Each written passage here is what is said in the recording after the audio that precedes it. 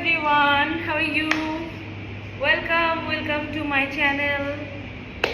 Hope everyone well.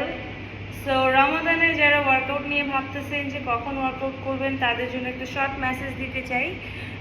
ঠিক যেহেতু 6টায় আজান দেয় ঢাকার আশেপাশে যে জোনগুলো আছে মোস্ট অফ সব জায়গায় 6টার মধ্যে আজান দিয়ে দেয়। সো আপনারা সবচেয়ে যারা ফ্রি থাকেন বা বাসায় থাকেন তারা যেটা করতে পারেন 4টা থেকে হার্ডলি 4:30, যেহেতু 4:30টায় আসর আজান দিয়ে দেয়। সো 4:30টায় আপনারা নামাজ পড়ে চলে আসতে পারেন জিমে। জাস্ট ওয়েট লিফটিং করবেন আর কিছু ফ্রি হ্যান্ড এক্সারসাইজ করবেন।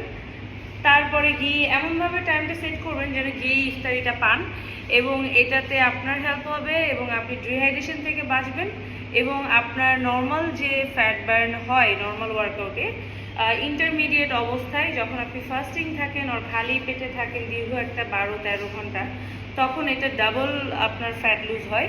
সো ডেফিনেটলি যারা ওয়েট লস করতে চাচ্ছেন তারা এই রমজানটাকে খুব বিশেষ একটা কি বলবো মানে টার্গেট হিসাবে কাজ করতে পারেন। সো ডেফিনেটলি আর অবশ্যই আপনাকে সেহারিতেও একটু ফলো করতে হবে। সেহারিতে কার্ভ রাখা যাবে না। আপনি খেজুর খেতে পারেন, কলা খেতে পারেন, ওটস খেতে পারেন।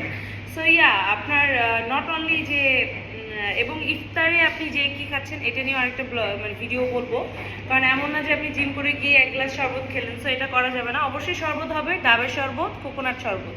সো ওকে, সবাই ভালো থাকবেন, টেক কেয়ার। আমি জান্নাত। সো দেখা হবে, কথা হবে আবার। Bye, take care.